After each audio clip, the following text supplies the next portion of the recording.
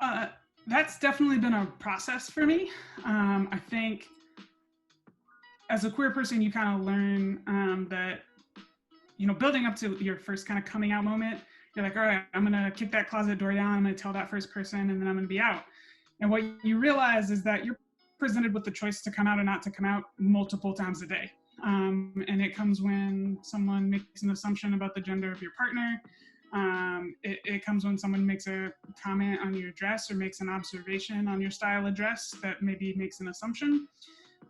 So I certainly entered the workplace in more of a closeted space.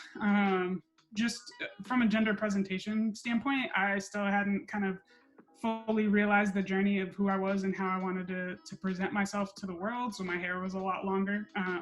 I wore clothes that were a lot more feminine in style, partially because I was worried about being hired. I was already kind of I felt playing at a deficit being a woman of color. So to kind of add looking different from a gender presentation standpoint on top of that, I was really nervous about it. So once I was hired,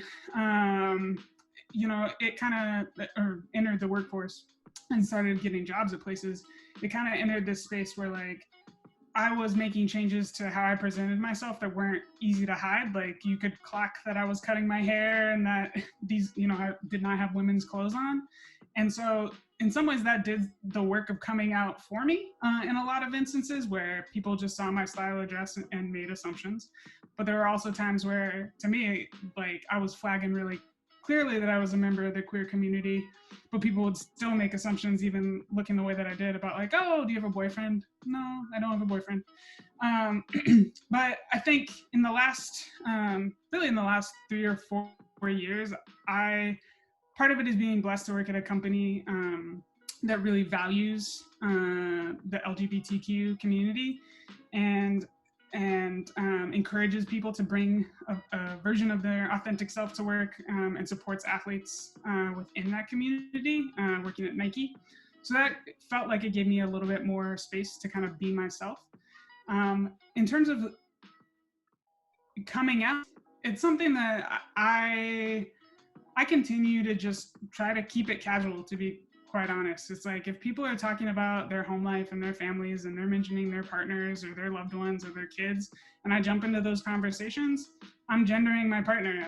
I'm saying like, oh, my wife. I'm doing it in kind of those subtle ways to try and normalize it, to just be like, oh yeah, I show up to the same place you do every day. I do the same work you do every day. I just happen to have a wife and not a husband. Uh, all that said, I also feel like there's, I think part of the advice I would give is that one, to seek companies that have a really strong LGBTQ rights record. I think the Human Rights Campaign kind of maintains a list and a ranking of companies that have shown support for LGBTQ individuals. I also, with the Supreme Court ruling, that represents a huge paradigm shift. Now we're in a place where you actually have protection under the law when you show up at work as yourself. So I think how I'll navigate it going forward, if I'm working at different places or so on and so forth, will look a little bit different than how I might have navigated it in the past. But I think just normalizing it and just showing up as myself